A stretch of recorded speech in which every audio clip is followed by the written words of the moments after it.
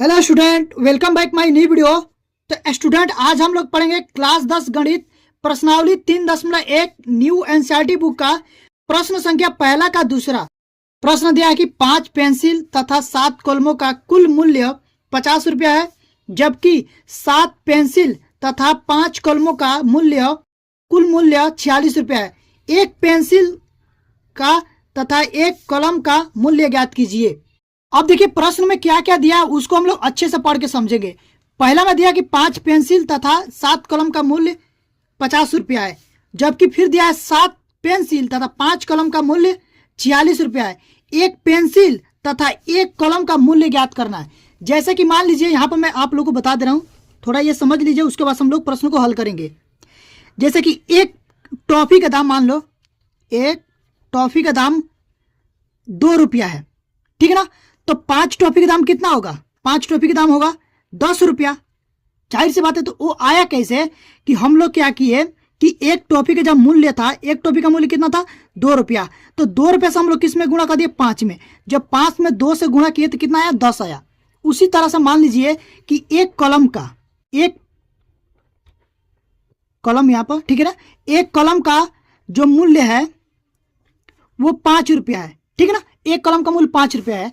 तो मान लीजिए कि 5 कलम का मूल्य कितना होगा? तो 5 कलम का मूल्य कितना होगा? 5 पेन, और कि एक कलम का मूल्य कितना? 5 रुपये। तो 5 हम लोग 5 में गुणा करेंगे तो कितना हो जाएगा?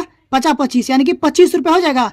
ठीक उसी प्रकार से हम लोग पहले मान लेंगे कि एक पेंसिल का मूल्य और एक कलम का मूल्य एक्स मान लेंगे और वाई मान लेंगे। ठीक, अब देखिए यहाँ पर जो दिया था ना कि एक पेंसिल तथा एक कलम का मूल्य ज्ञात कीजिए, तो वो हम लोग यहाँ पर मान लेंगे। सबसे पहले लिखेंगे यहाँ पर हल, ठीक है ना।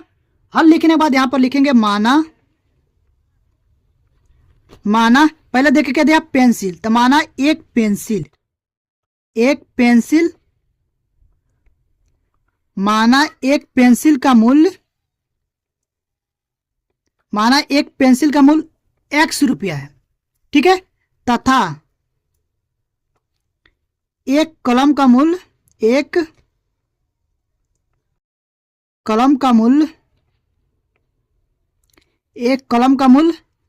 वाई रुपया, ठीक है। हमने मान लिया, ठीक है। उसके बाद देखिए अब प्रथम शर्त में क्या बोला है कि 5 पेंसिल तथा 7 कलम का कुल मूल्य 50 रुपया होता है। यानी कि जब हम 5 पेंसिल और 7 कलम मिलाकर खरीदते हैं तो हमको कितना पैसा देना पड़ता है? 50 रुपया।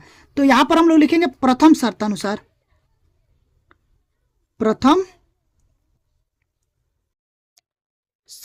यानी कि प्रथम शर्त में क्या बोला है? प्रथम शर्त में यह बोला है कि 5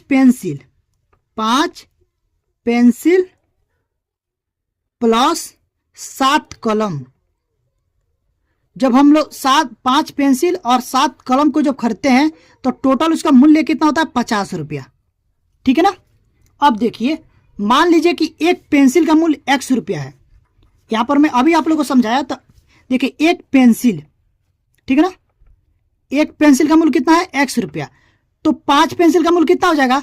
5 में एक्स से गुणा कर देंगे तो ये हो जाएगा 5x, यानी कि 5x रुपया हो जाएगा ना। दिख रहा है ना। अब देखिए उसी प्रकार से यहां पर जब दिया है कि 5 पेंसिल तो 5x हो जाएगा यहां पर, प्लस 7 कलम तो यहां से हो जाएगा 7y। एक कलम का मूल्य कितना है? y रुपया। तो 7 कलम का मूल्य 7y हो जाएगा, इक्वल टू 50। इसको हम लोग मान लेंगे समीकरण नंबर 1, ठीक है। अब देखिए दूसरी शर्त में देखेंगे क्या दिया है। देखो अब दूसरी शर्त में यह दिया है, यहां से देखिए दिया कि 7 पेंसिल तथा 5 कलम का मूल्य 46 रुपया है। एक बार देख लीजिए यहां पर 7 पेंसिल तथा 5 कलमों का कुल मूल्य 46 रुपया है। तो यहां से देखिए अब दिया है दूसरी शर्त में, यहां पर लिखेंगे द्वितीय शर्तानुसार। क्या लिखेंगे? द्वितीय शर्तानुसार। जो तो दूसरी शर्त में जो दिया है ना, वो दिया है 7, अब दे दिया 7 पेंसिल दे दिया है, 7 पेंसिल प्लस 5 कलम का टोटल मूल्य कितना हो रहा है? 46 रुपया। तो अब देखो अभी मैं आप लोगों को समझाया कि एक पेंसिल का मूल्य x रुपया है, तो 7 पेंसिल का मूल्य 7x, तो यहाँ से हो जाएगा 7x प्लस 5y बराबर 46। इसको समीकरण नंबर हम 2 मान लेंगे। अब देखिए हम लोग को 2 समीकरण मिल गया है। अब चलिए मैं आप लोगों को ग्राफीय विधि से बता रहा हूं, क्योंकि ये प्रश्न बोला कि ग्राफीय विधि से ज्ञात करिए। अगर आप लोग चाहते हैं तो ऐसे भी निकाल सकते हैं, प्रतिस्थापन विधि, विलोपन विधि से भी और ग्राफीय विधि से भी, ठीक है ना। तो मैं आप लोगों को जैसा प्रश्न में बोला है, बुक में बोला कि ग्राफीय विधि से ज्ञात कीजिए, तो मैं आप लोगों को ग्राफीय विधि से ही बताऊंगा। तो यहां से देखिए 2 समीकरण मिल गया है। ये पहला समीकरण है, ठीक है ना, और ये दूसरा समीकरण है। इन दोनों समीकरण से हम लोग क्या करेंगे, 2 बिंदु ज्ञात करेंगे। जब हम ग्राफ ज्ञात करेंगे तो 2 रेखा खींचना पड़ेगा। तो जब रेखा खींचेंगे तो मान लीजिए कि रेखा कब खींचते हैं, 2 बिंदुओं को मिलाने पर एक रेखा बनता है। तो हम लोग को 2 बिंदु, हर समीकरण से 2 बिंदु ज्ञात करेंगे। तो चलिए मैं आप लोग को बता कैसे बिंदु ज्ञात करना। तो सबसे पहले हम लोग ज्ञात करेंगे समीकरण नंबर 1 से। यहां से देखिए, यहां से लिखेंगे समीकरण 1 से। पहले समीकरण 1 से ज्ञात करते हैं। समीकरण 1 क्या है, 5x plus 7y equal to 50, ठीक है ना। अब देखिए लिखेंगे यहां पर माना।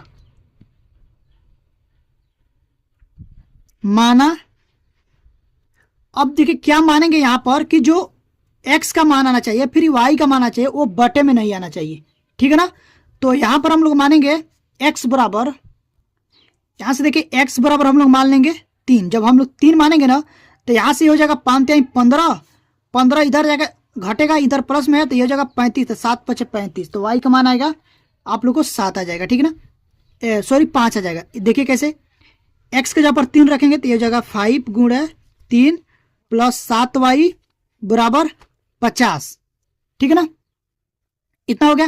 ये हो जाएगा 5 3 15 प्लस 7y बराबर 50, ठीक है ना। तो ये हो जाएगा 7y बराबर 50, और ये 15 प्लस में इधर है क्या हो जाएगा, माइनस में हो जाएगा। तो हो जाएगा माइनस में 15। तो 50 में से जब 15 को घटाएंगे तो यहाँ से हो जाएगा 35। तो हो जाएगा 7y बराबर 35, ठीक है ना।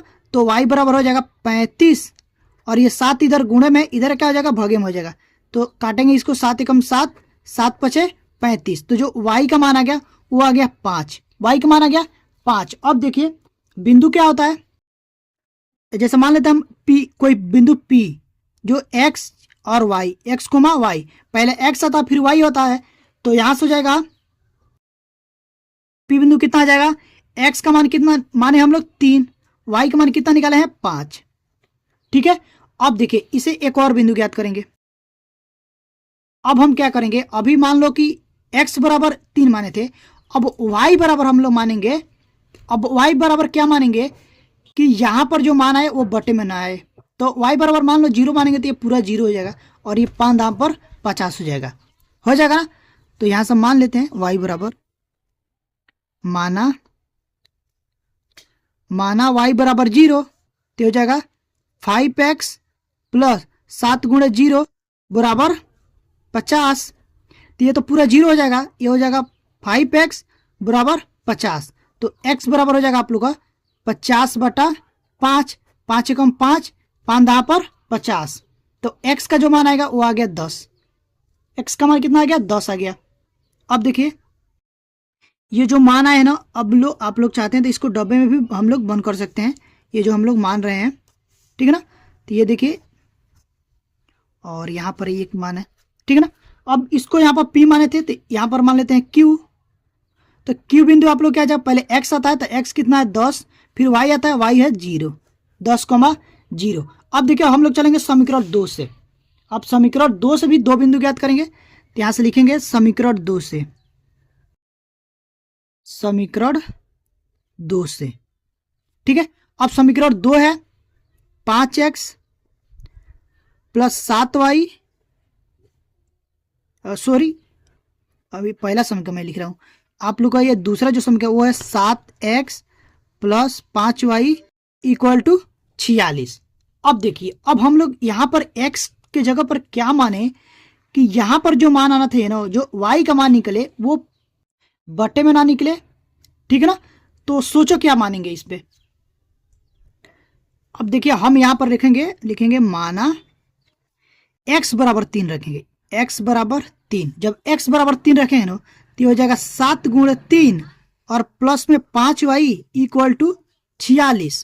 तो यहां से हो जाएगा 7 3 की 21 प्लस 5y बराबर 46, ठीक है ना। तो ये हो जाएगा 5y बराबर 46 माइनस 21, ठीक है।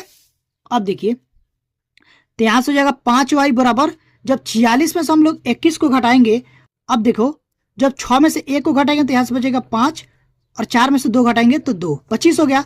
तो y बराबर आप लोग आ जाएगा 25/5, क्योंकि 5 इधर गुणे में, इधर क्या हो जाएगा भगे में हो जाएगा। तो इसको जब काटेंगे तो हो जाएगा 5 एकम 5 और 50 25, तो y का जो मान आ गया वो आ गया 5, ठीक है। इसको भी डब्बे में बंद कर लेते हैं। अब देखिए यहां पर अभी हम लोग क्या क्या माने थे, पी क्यू, यहां पर आर बिंदु मान लेते हैं। तो जो आर बिंदु आया पहले एक्स आता है, तो एक्स का मान है 3 और वाई का मान कितना है 5, ठीक है। इतना हो गया। अब देखिए फिर हम लिखेंगे पुनः माना, पुनः माना, यहां पर भी आप लोग लिख लीजिएगा पुनः माना, यहां पर पुनः माना, ठीक है ना। इससे पहले आप लोग लिख लीजिएगा पुनः माना, ठीक है, पुनः माना। फिर अब हम मानेंगे यहां पर रखेंगे, अब देखो y बराबर क्या रखेंगे कि ये इसको, ये आपको जो x का मान आए वो बटे में ना आए, ठीक है ना। तो सोचो y बराबर क्या रखेंगे, तो y बराबर हम लोग यहां पर -2 रखेंगे।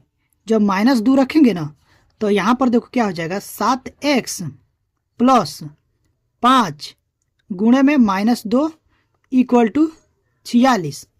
तो ये हो जाएगा आप लोग का 7x प्लस माइनस माइनस और 5 दूना 10 बराबर 46। अब देखिए यहाँ से हो जाएगा 7x और बराबर ये माइनस में 10, इधर क्या हो जाएगा प्लस में हो जाएगा, तो हो गया 46 प्लस 10, तो ये दोनों हो जाएगा 56, तो हो जाएगा 7x बराबर 56, ठीक है ना। तो x बराबर क्या हो जाएगा 7/56, यानी कि ये 56 हो जाएगा ऊपर और 7 आ जाएगा नीचे, तो 7 एकम 7, 7/56। तो जो x का मान आएगा वो आ गया 8, x का मान कितना आ गया 8, ठीक है, x का मान 8 आ गया। अब देखिए एक बिंदु तो और निकल गया, पहला जो बिंदु निकाले थे r कितना आया था 3,5। अब जो आप लोग को s बिंदु मान लेते हैं वो कितना आएगा, पहले x आता है तो x का मान 8 और y का मान -2।